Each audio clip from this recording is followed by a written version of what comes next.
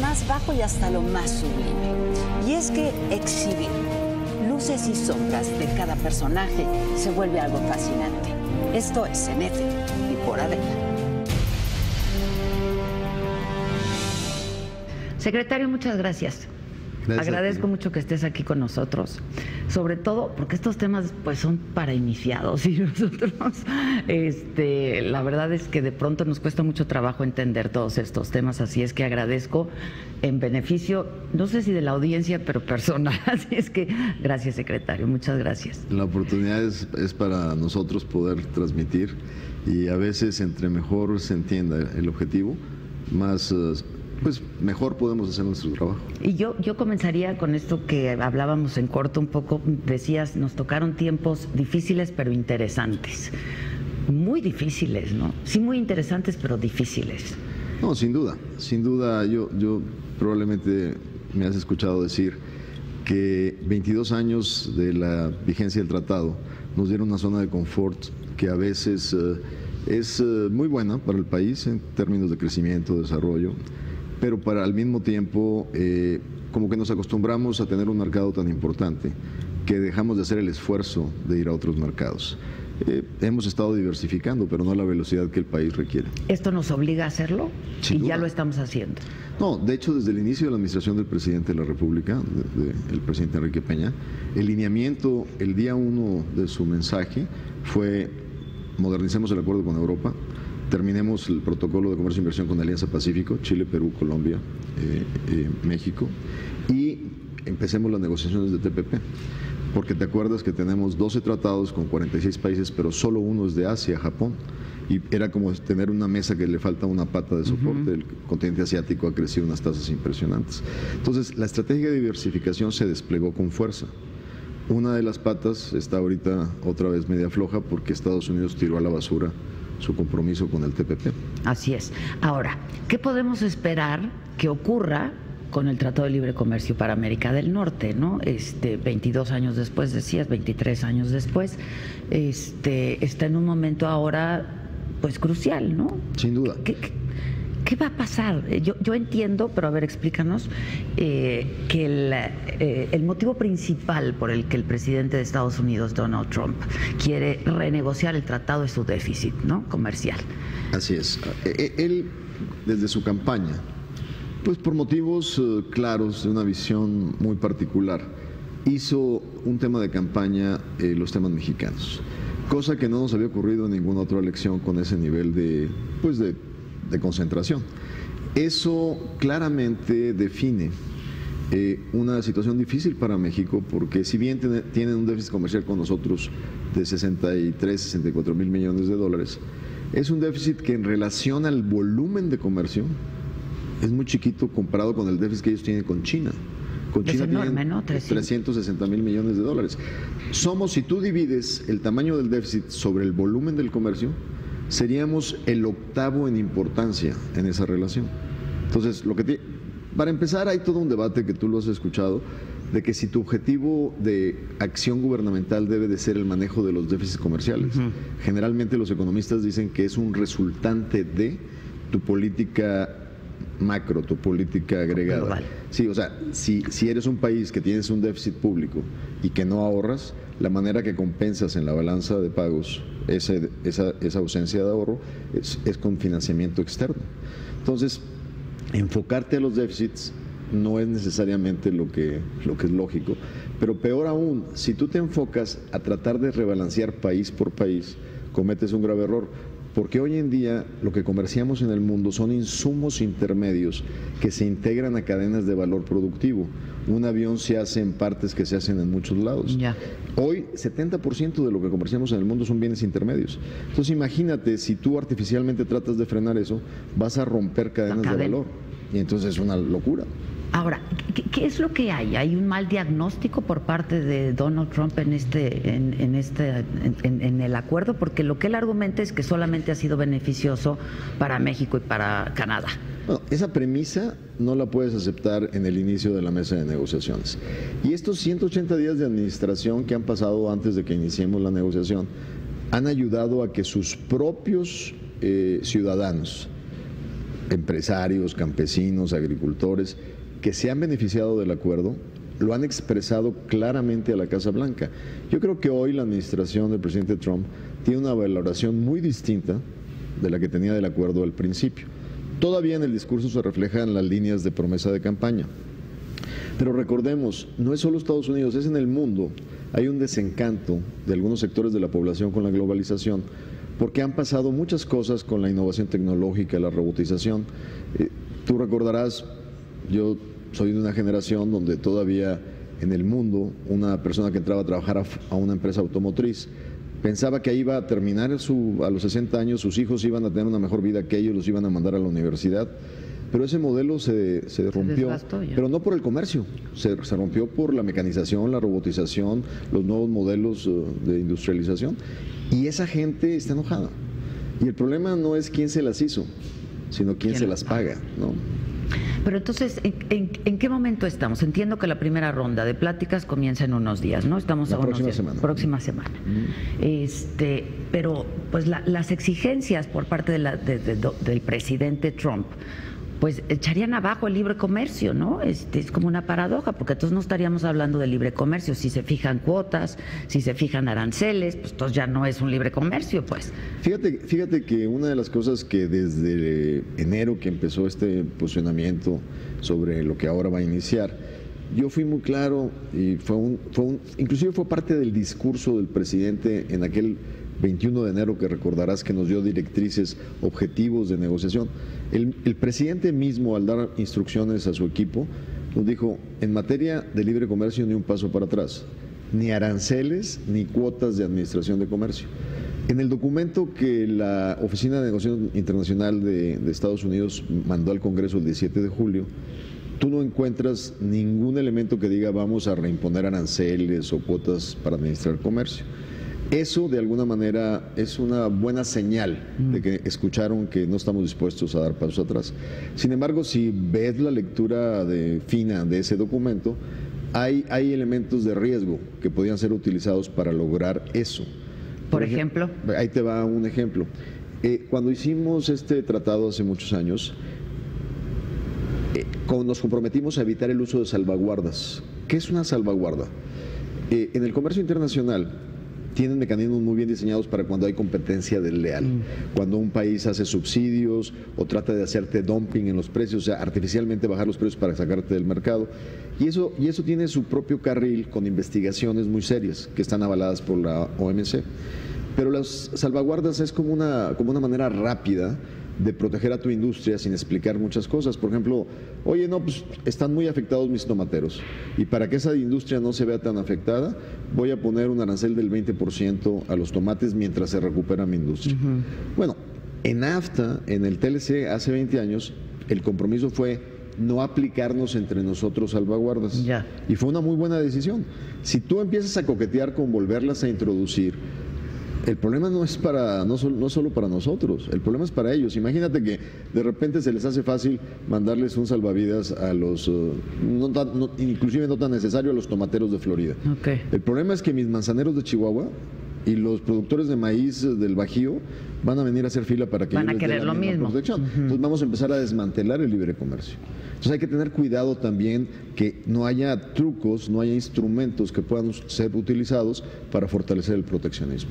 Pero ¿qué tan optimista está? Es decir, ¿cuánto van a poder obtener? La instrucción del presidente es muy clara, en el sentido de que no hay un paso para atrás, ¿no?, en el libre comercio. Pero pues entonces, ¿cómo le van a hacer, secretario? Porque eso es lo que ellos quieren. Mira, no necesariamente, dicen, hay varias maneras de despellejar un gato, ¿no? A ver, dime una.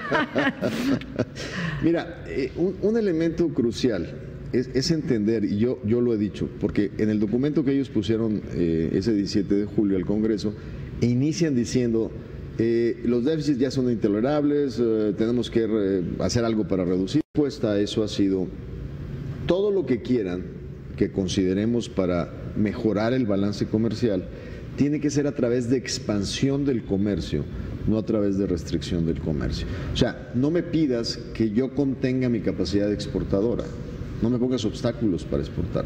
Sin embargo, analicemos lo que como región, Canadá, México y Estados Unidos estamos comprando a Asia.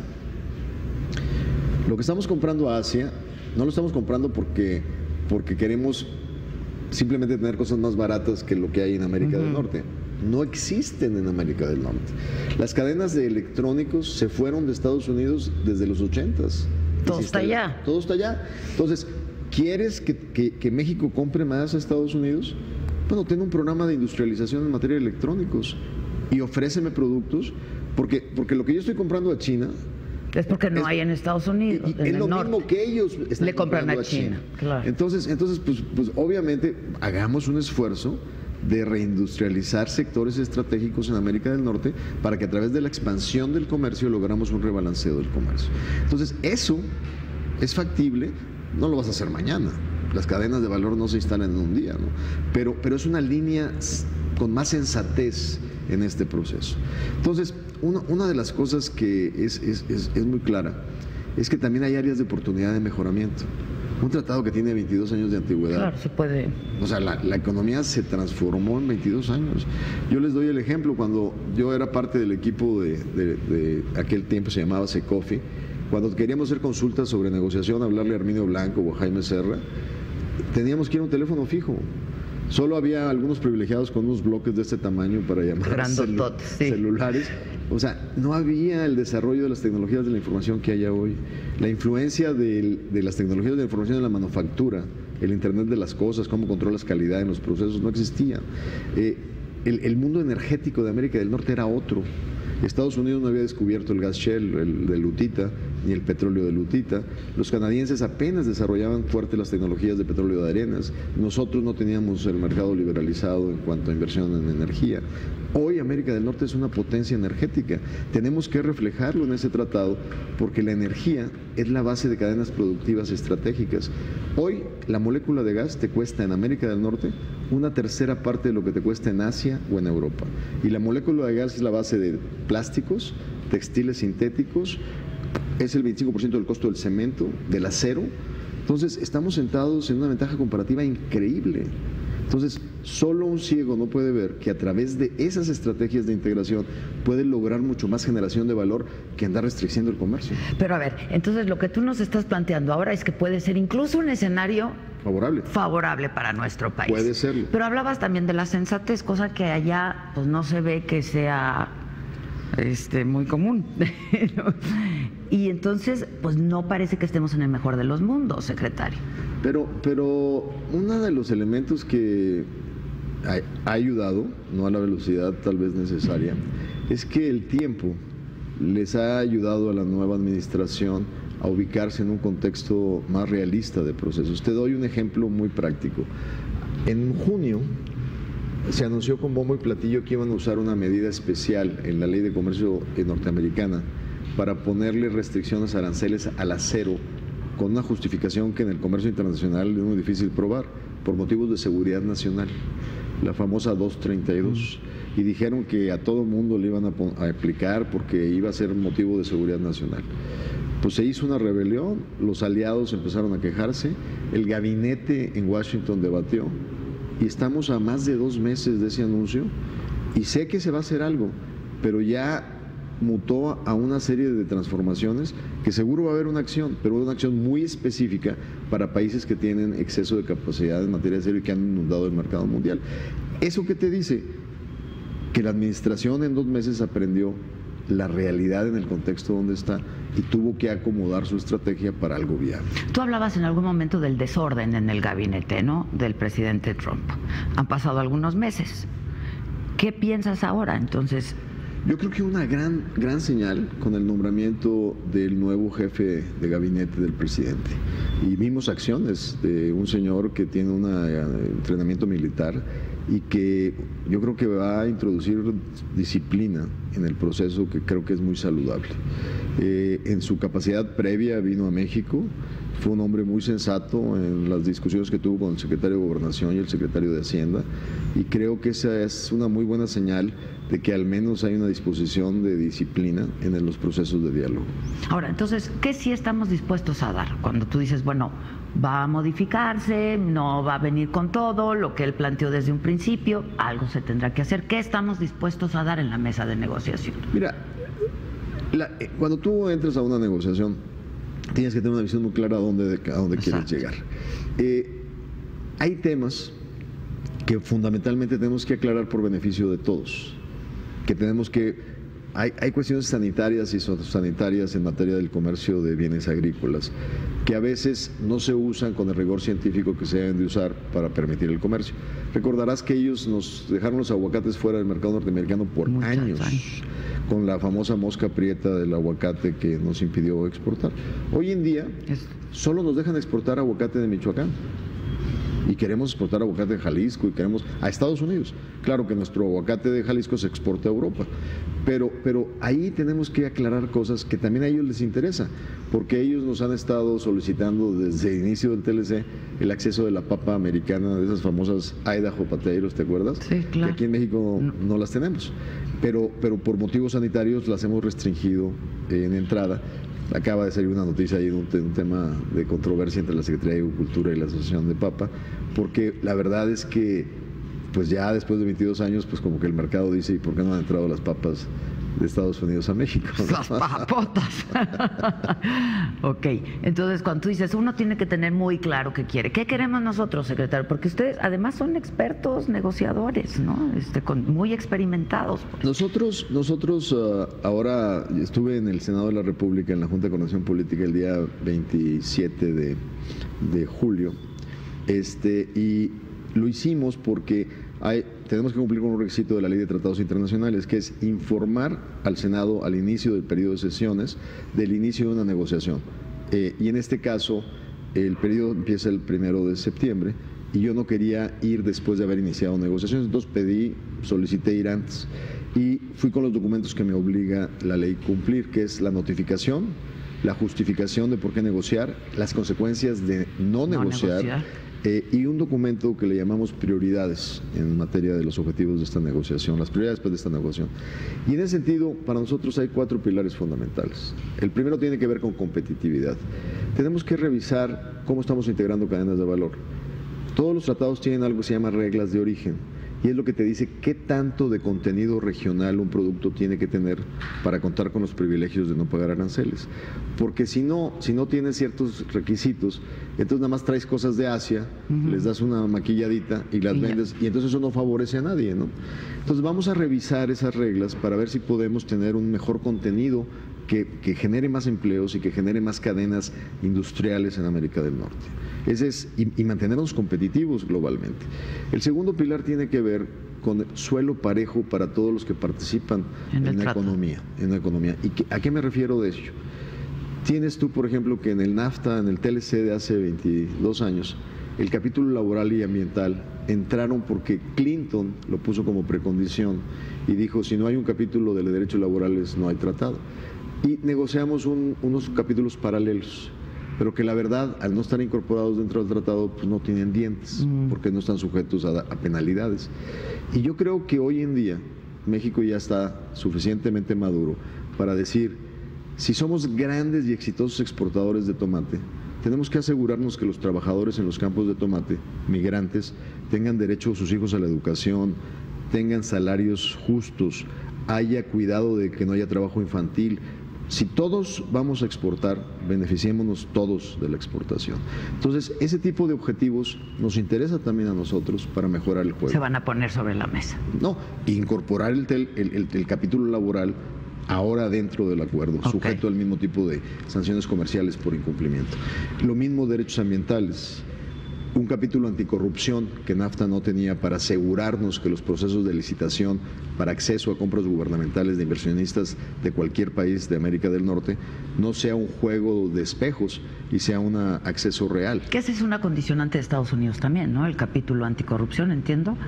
Fíjate que hasta estas conversaciones ha sido un tema que lo tuvimos en TPP. Acuérdate que TPP ya llevó una arquitectura de modernización indirecta del TLC, porque ahí estábamos Canadá, México y Estados Unidos, pero creemos que puede tener un mayor nivel de profundidad que lo que tuvimos en TPP. Ya. Pero no podemos ni con la corrupción en México, secretario. Pero Adela, es que sabes que los tratados tienen una gran ventaja. Y recordarás tú el tratado cuando nos incorporamos a NAFTA. Ese fue un gran pretexto para mejorar nuestro marco nacional. Te doy un ejemplo muy claro. Antes de NAFTA, no teníamos ni una ley que regulara los monopolios en México. Había un principio constitucional de acaparamiento que no tenían actualidad para luchar contra acaparación y monopolio. Estados Unidos nos llevaba 100 años en ese momento de ventaja con el Sherman Act, aquel famoso acto para regular el monopolio de los ferrocarriles que les encarecía los granos. Entonces, NAFTA, en preparación al TLC de América del Norte, hicimos la primera ley de competencia económica en México. Creamos el primer institución para proteger los mercados de monopolios. Nos tardó otros 20 años hasta la reforma que acaba de transitar para ponerle los dientes que son necesarios. Pero lo que te quiero decir es que este tipo de integración internacional te obliga a transformarte y a exhibirte y a ponerte en una vitrina. Entonces, no es menor cosa de abrir la ventana para que nos ventilemos. No, pues sería buenísimo. Sí. Por cierto, ¿tú por qué no has querido presentar tu declaración de conflicto de intereses? Yo...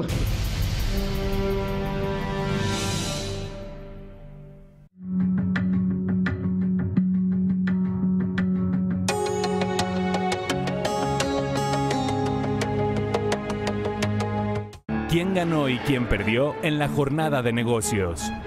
Susana Sáenz tiene los nombres, datos y hechos tal como son. Ganadores y perdedores con Susana Sáenz. Lunes a viernes, 4 de la tarde. Porque reconoces lo importante, el financiero Bloomberg.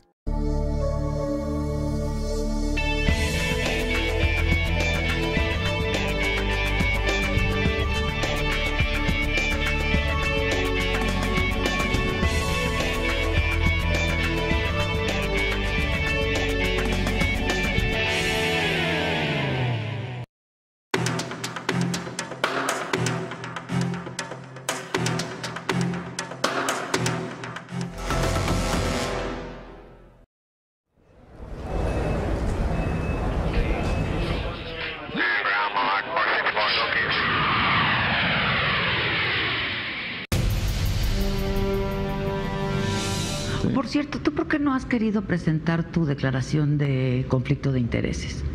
Yo, perdón, pues sí. O sea, yo la tengo porque como soy miembro del Consejo de Pemex y soy miembro del Consejo de CFE, yo estoy obligado a claramente estipular mi... Pero no estás muy de acuerdo, ¿verdad? En transparentar... No, yo sí. ¿Cómo? ¿Sí? Sí, probablemente a lo que tú haces referencia es, en mi declaración patrimonial, todos mis bienes están transparentados.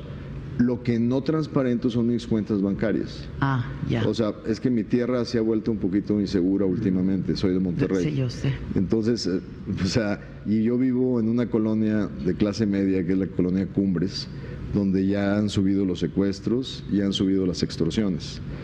¿Pero es exclusivamente por motivos de seguridad, digamos? Sí, o sea, te pones un signo de pesos en la frente. Ya. O sea, digo, tampoco es la gran cosa, pero para este tipo de secuestros express que estamos viendo en Monterrey, no es muy saludable que sepan que pueden sacarte a una lanita en 24 horas, ¿no? Yo todavía no quería entrar a la grilla, pero si quieres...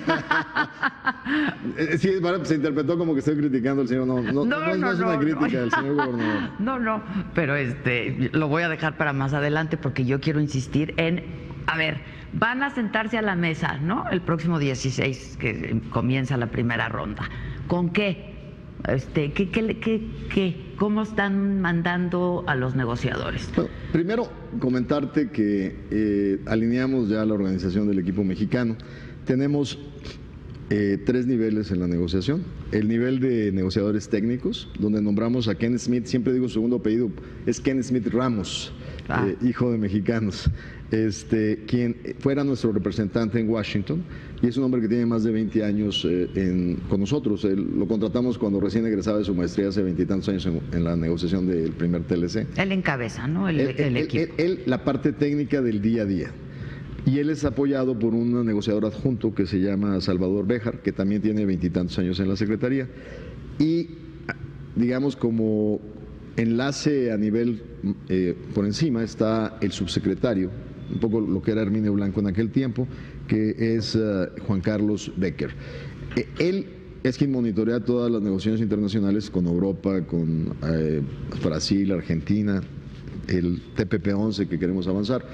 Y a nivel de ministros, pues estoy yo y mi contraparte es Lighthizer y la ministra Freeland, que es la canciller canadiense, pero que le dio especialmente el primer ministro las atribuciones de negociación comercial para el TLC de América del Norte. Ese es el equipo. Okay. Ahora, ¿qué características personales le ves, por ejemplo, a Kenneth Smith Ramos? A Kenneth, yo te diría, primero, un hombre que, al igual que los otros tres que todos han trabajado en algún momento de su vida en la oficina en Washington y todos han sido directores generales para América del Norte, conocen a los players, conocen a los jugadores, conocen a los congresistas, conocen a los asistentes de los congresistas, conocen a los presidentes de organizaciones empresariales. O sea, tienen el network y el conocimiento técnico de lo que estamos haciendo. Okay. Pero además tienen una buena mano izquierda.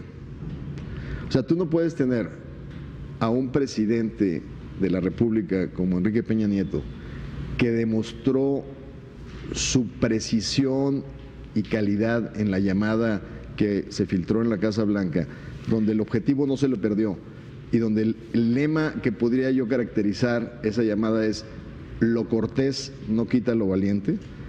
No podemos tener un presidente así con un negociador que sea bravucón.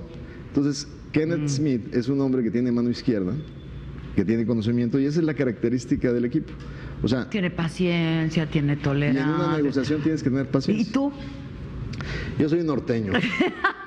Yo soy un poquito más... ¿mecha corta? un poquito mecha corta, pero estoy consciente de que la tengo que controlar. Ok. Pero sí... Bueno, esa característica de ellos sirve, ¿no? Así porque es, sí, para negociar hay que... Sí, pero fíjate que en la negociación del TPP pude administrar mi mecha corta bastante, a tal grado que una sola vez tuve una escena muy dura con el negociador norteamericano, porque nos estaban jugando una cosa bastante chueca, que era un acuerdo de escondidas que estaban haciendo con los japoneses. Y gracias a que no fui blofista ni gritón toda la negociación, el día que tuve que hacerlo, ese día atoramos la negociación en Hawái y en un mes tuvieron que reaccionar a responder a los objetivos de México. ¿Qué dijiste? Pues no le entró, ¿o qué? No. Haz de cuenta que lo agarré en la le dije, a ver, hace 1 año y medio empezamos esta aventura y en año y medio ganaste credibilidad, hemos hecho acuerdos. En las últimas 24 horas los perdiste. Sí, y ahora es un gran amigo mío. Es un abogado que salió de Wall Street. Le dije, si crees que la manera como haces deals en Wall Street es la misma que negocias con estados soberanos, estás muy equivocado. Entonces, la reacción fue de veras. Y hubo, o sea, había muchos temas que estaban presionando a Chile, pero ese día, cuando se dieron cuenta que no iba a haber cierre en Hawái porque nosotros nos atravesamos, todos los países que estaban con temas pendientes, gracias a Dios, fíjate, que hubo un tema mayor. Y esta historia, pues no te la tengo que contar yo, te la puede contar la industria de autopartes, que era la que estaba peligrando en este tema, ¿no? Ya. Ahora, ¿tú vas a estar en las mesas en algún momento, secretario? Nosotros arrancamos la del 16. El mecanismo es, simultáneamente arrancas todos los temas. O sea, ¿pones todas las cartas sobre la mesa desde un principio? No. Okay. ¿Qué quiere decir? Pones los documentos de acuerdo, cada quien los redacta y empiezas a encorchetar. Okay. Oye, esto que dijiste no está acordado, ¿eh? Okay. Ese es tu punto de vista. Tal vez ellos van a decir, lo que México puso acá tampoco estamos de acuerdo. Y entonces empiezas a encorchetar.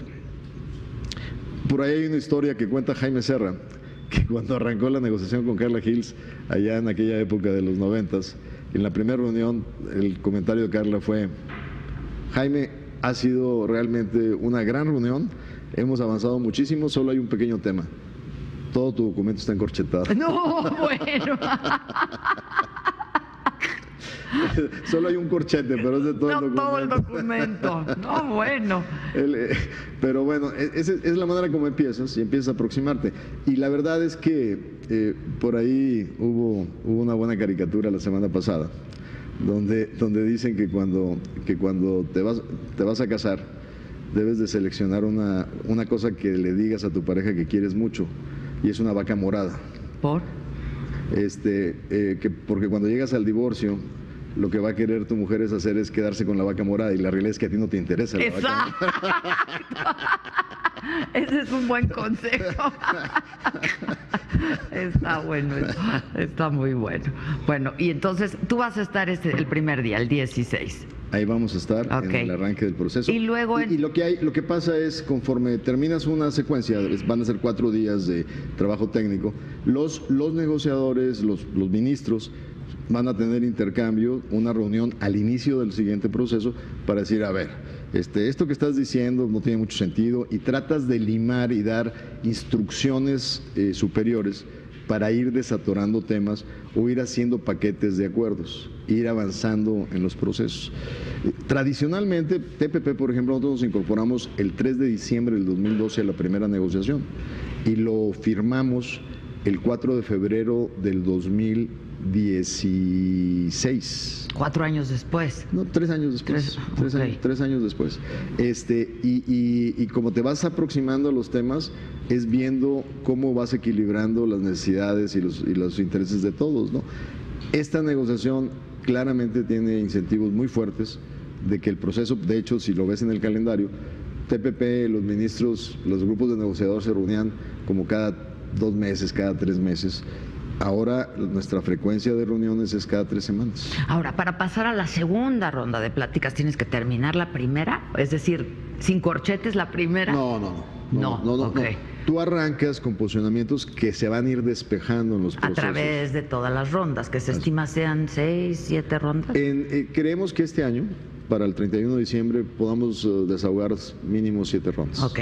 Ahora, tú hablabas del tiempo, y a un inicio decías que ha sido un buen aliado. Pero, pues, yo no sé, ahorita está un poco contrarreloj o no, porque en el 2018, el año que entra, hay elecciones en México y elecciones legislativas en Estados Unidos. Entonces, ¿eso cómo juega? ¿Cómo va a jugar el tiempo en este caso, un año electoral? Yo lo que creo es, y lo que he dicho es que el hecho de que tengamos elecciones en los 2 países es un gran incentivo para ser muy eficientes en este proceso de negociación. ¿Y hacerlo expedito? Tratar de hacerlo muy expedito, pero claramente, y así lo acabo de decir en la Comisión de Relaciones Exteriores del Senado esta semana, no hay concesión de sustancia por tiempo. Okay. O sea, no vamos a sacrificar contenido por tiempo. Sin embargo, estamos conscientes de que es en el mejor interés de Estados Unidos y de México que esta negociación ocurra en un tiempo que nos permita consolidar este acuerdo antes de las transiciones de su Congreso y de la transición presidencial. Claro, porque ¿cómo garantizar que a lo que se acuerde ahora el próximo presidente de México se vaya a comprometer, ¿no? Y además respete los acuerdos. Pues. Y además hay una evidencia clarísima. Estados Unidos le gastó 5 años a la negociación de TPP y todos nos comprometimos ya con un handshake. Exacto. Y con una firma. Llegó Trump y lo tiró a la basura. Entonces ellos mismos son los que tienen la historia que les demuestra que no vale la pena dedicarle capital de negociación a un país cuando el país tiene un proceso de cambio que nadie les garantiza que se cumplan los acuerdos. No hay garantía, ¿verdad? Si no se concluye antes de la elección, no hay garantía de nada. Puede llegar el próximo presidente y decir, pues yo no acepto los acuerdos. Así es. O sea, si te toma sin haber terminado el proceso legislativo. Entonces, ¿estás preocupado o no? Mira, la verdad es que esto te debe de ocupar, te debe de comprometer a un proceso, te debe dar claridad de lo que quieres. No te puedes sentar a una mesa sin saber qué quieres y qué no estás dispuesto a aceptar, porque eso es fundamental. Y es algo que es clarísimo. Tenemos que tener una opción B. El escenario de que Estados Unidos diga, me salgo del TLC de América del Norte, no es un escenario con probabilidad 0, o sea, puede ocurrir. Creo que en esto de desarrollo... Un escenario real, digamos. Sí, tal vez hoy con menor probabilidad de lo que creíamos tenía hace algunos meses, pero no es descartado totalmente. Entonces, tú te tienes que sentar con una opción. ¿Cuál es nuestro escenario B? Nuestro escenario B es que si llegas ahí tienes que estar listo para prestarle el acelerador de mercados alternativos, de dónde vas a traer el trigo, de dónde vas a traer el maíz, cómo vas a diversificar tus mercados, vas a abrir el mercado de automóviles con Brasil y con Argentina y con otros países para reorientar tu capacidad exportadora, pero también en ese escenario B, aun y cuando no exista el TLC de América del Norte, hay que trabajarlo paralelamente. Sí, pero también tienes una certidumbre. Te irías a reglas de Organización Mundial del Comercio, donde para exportar autos ligeros, que es nuestra principal exportación a Estados Unidos, la tarifa es 2.5%. ¿Me explico? O sea, sí. Tampoco es el fin del mundo. Sería de acuerdo a la OMC, digamos. Exactamente. Ok. ¿Qué? 3 cosas importantes. Me dices, tienes que estar clarísimo de qué quieres y de qué estás dispuesto a dar. ¿Qué queremos?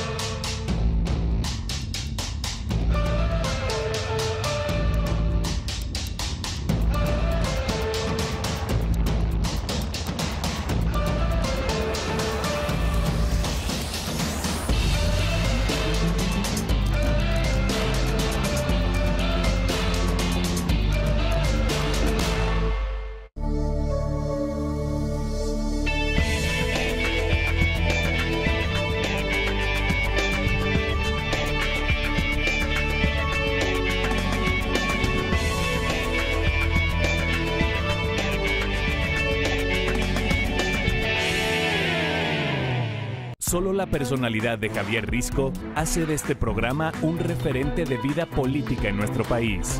Noticiero estelar del financiero Bloomberg, La Nota Dura, con Javier Risco. Lunes a viernes, 10:30 de la noche. Porque reconoces lo importante, el financiero Bloomberg. Me dices, tienes que estar clarísimo de qué quieres y de qué estás dispuesto a dar. ¿Qué queremos? Básicamente, competitividad, como lo dije, piso parejo para todos los jugadores de beneficio del acuerdo. El tercero es la modernización, los temas de tecnologías, de energía.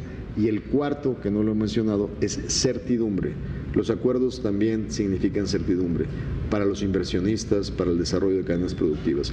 Y esa certidumbre empieza por decir cómo vas a dirimir controversias, cómo vas a establecer medidas claras y transparentes de requerimientos y de procesos sanitarios, sociosanitarios y de otra naturaleza, de tal manera que haya reglas claras y proteger esas reglas claras. Entonces, eso es lo fundamental para seguir avanzando en esta integración que hemos construido en 20 años. Ok, ¿qué no estamos dispuestos a dar? ¿Qué te haría levantarte de la mesa? Levantarme de la mesa son medidas claras de restricción al comercio, de intentar tener mecanismos de poner aranceles de una manera indirecta pero real, elementos que realmente son dañinos.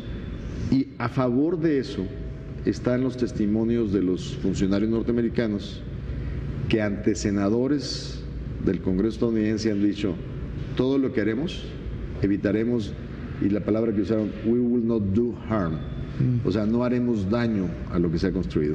Y si son fieles a su promesa frente a sus propios legisladores, pues deberíamos de esperar algo con bastante racionalidad en este proceso. Ahora, también tienes que contar, y es factor, que el presidente de Estados Unidos, bueno, pues lo vimos pues con lo de la llamada a la que hacías mención ahora, ¿no? 1. Y 2, que pues se le puede ocurrir que le da igual, ¿no?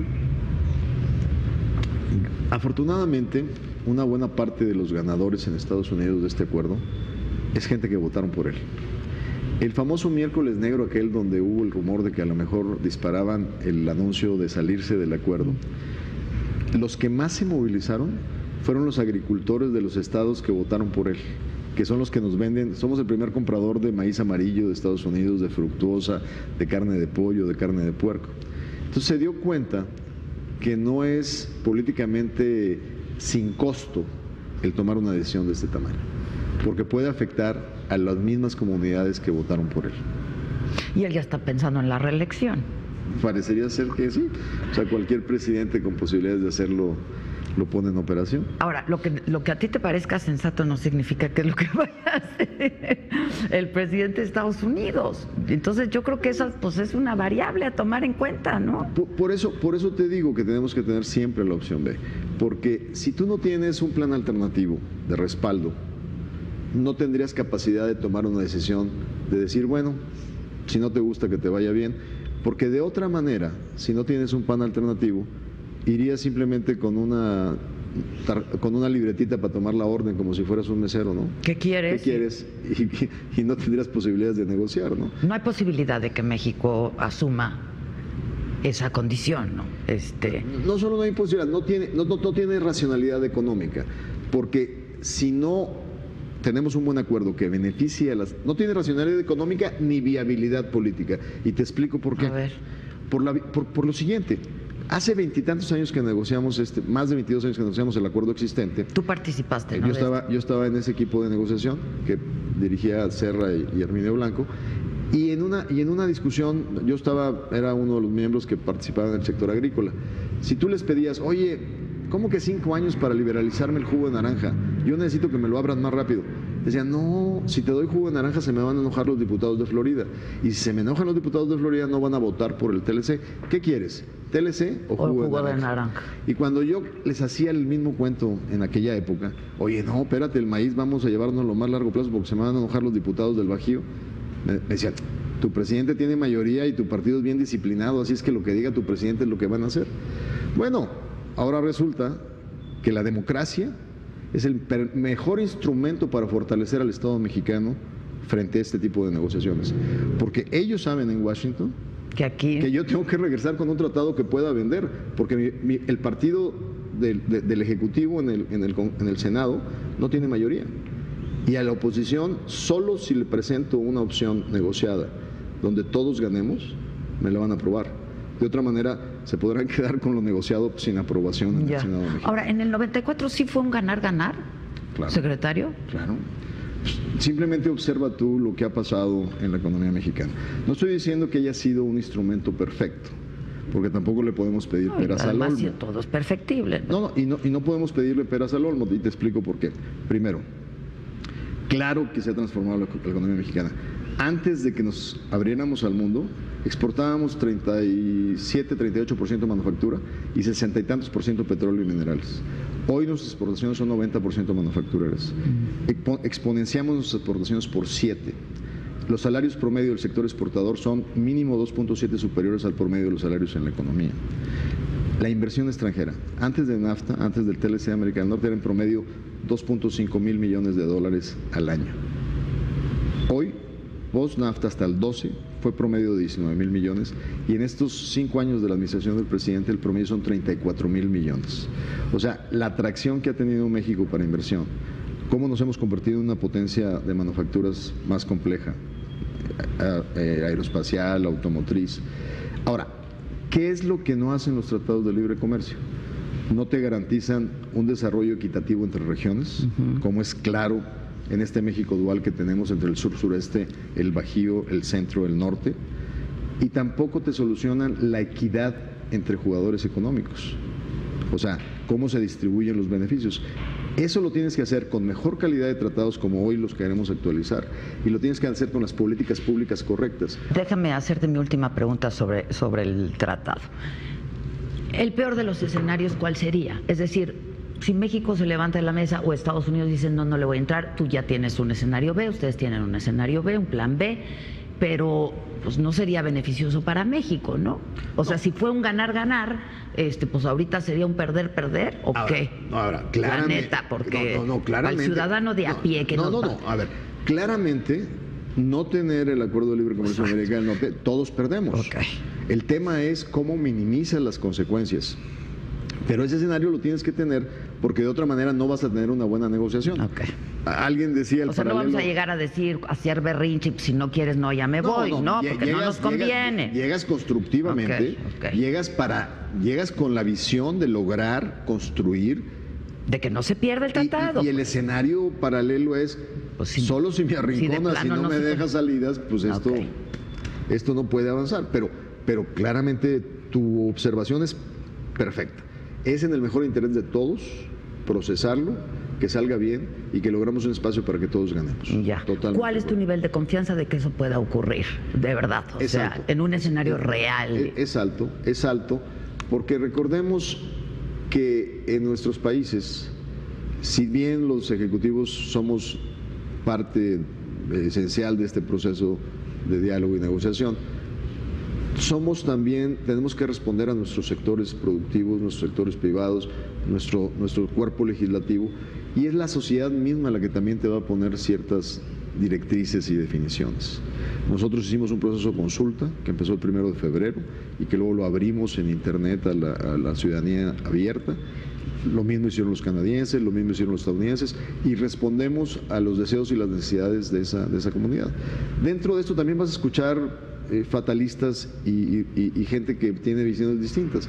Hay gente que nos dice, saquen al capítulo agrícola del TLC de América del Norte. Ahorita yo tengo, en Reforma, ahorita yo no puedo llegar a mi oficina, está una manifestación de organizaciones sociales, pero me gustaría que le preguntaran a los jornaleros que trabajan en el tomate, a los exportadores de tomate, de aguacate, de espárragos, de bell peppers, de todos los productos frescos mexicanos, que hoy, en este año el 16, lograron un superávit comercial de exportaciones por primera vez en la historia de México en el sector agroalimentario. Entonces, puedo entender que una organización social de muy pequeñitos productores, que generalmente es autosubsistencia, puedan decir no nos interesa el tratado, pero hay que tener la visión completa de la sociedad y la economía nacional. Ok, entonces, pero sí, y los ves a ellos con el ánimo también de acordar, o sea, están conscientes de que si no se da también pierden. Obviamente, okay. Obviamente, y en la mejor muestra es el acuerdo que tuvimos que desarrollar en azúcar. Eso es lo que yo te iba a decir.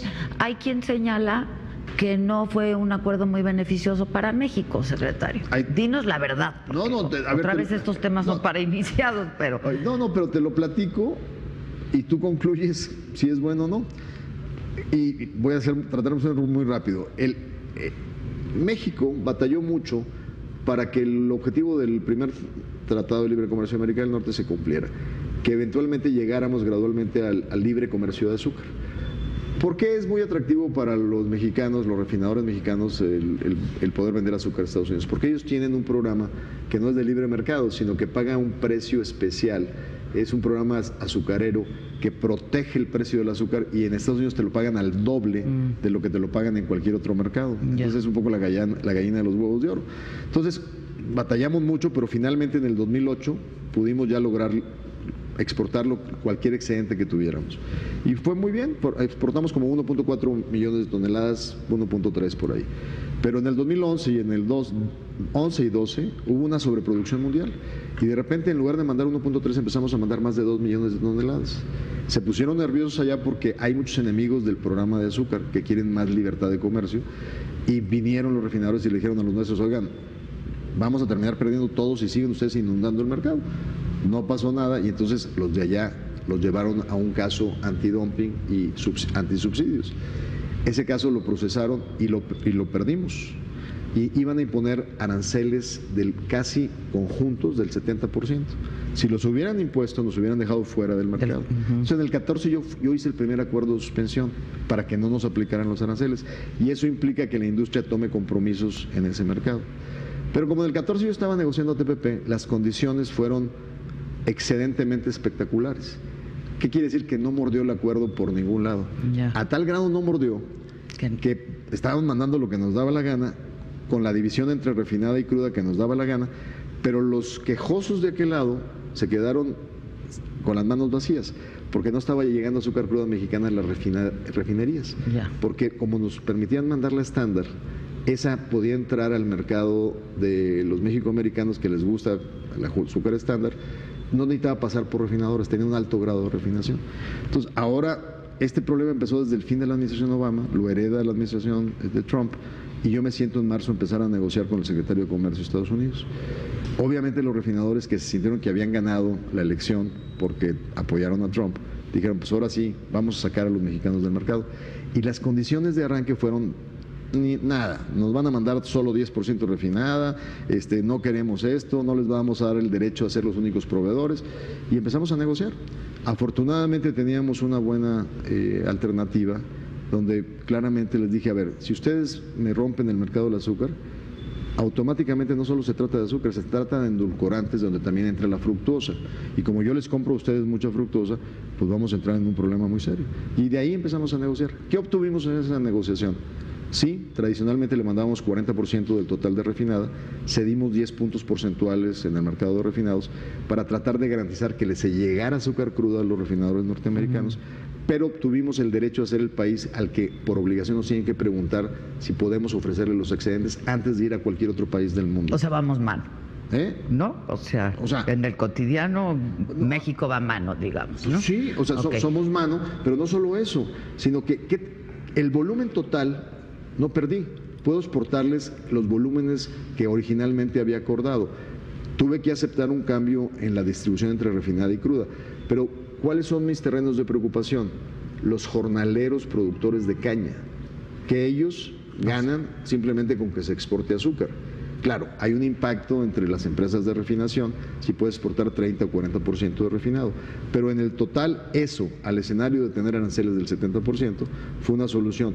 Pero te mando una señal, que hay espacio para tener compromisos creíbles y ejecutables que se cumplan. Y esto, fuimos el primer país que tuvo un acuerdo de suspensión con los Estados Unidos.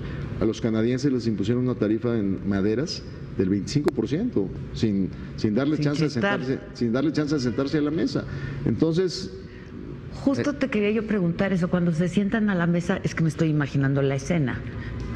¿Cómo los tratan? ¿De igual a igual? ¿O hay ahí un aire de superioridad? ¿O si somos del patio trasero? ¿O qué? Mira, la neta. A ver, yo tuve 3 años de negociaciones con Penny Pritzker y con Mike Froman de la administración Obama.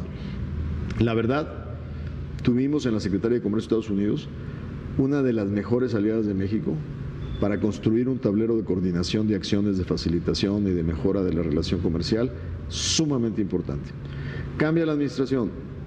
No era fácil empezar el diálogo con una administración que estaba encabezada por un presidente que les dijo a sus electores que México era la base de todos sus problemas. Entonces, el arranque no era fácil. Sin embargo, Wilbur Ross es un empresario exitoso, con mucha credibilidad, con mucha escucha, y hemos construido una relación muy fuerte, de mucha confianza, y es un hombre sereno y muy centrado. Entonces, en el caso de Wilbur Ross, nunca ha habido amenazas ni subidas de tono. Tuvimos un impasse cuando empezamos a negociar azúcar, donde tuvimos que decir, pues si no hay movimiento de tus refinadores, pues yo tampoco me puedo mover, y estuvimos un mes sin poder avanzar, pero sin agravios.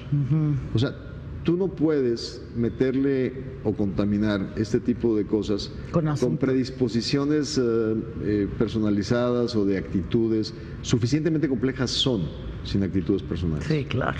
Es que me lo estoy imaginando. No, hay historias interesantes de mi nuevo colega en la agencia de negociaciones, del señor Lighthizer.